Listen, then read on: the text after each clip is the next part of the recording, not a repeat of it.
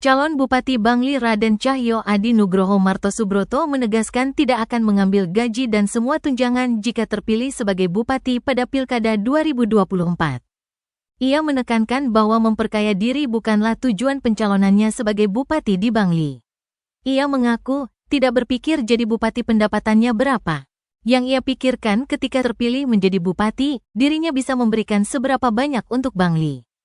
Raden Cahyo menjelaskan bahwa keputusan untuk tidak mengambil gaji dan tunjangan karena ia merasa pendapatannya sebagai pengusaha sudah cukup untuk memenuhi kebutuhan keluarganya.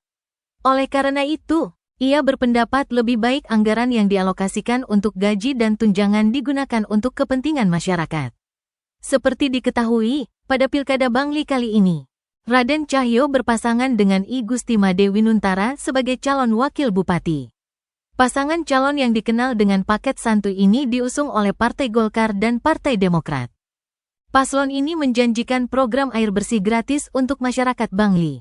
Selain itu, program gratis lainnya mencakup pendidikan dari tingkat SD hingga SMA atau SMK.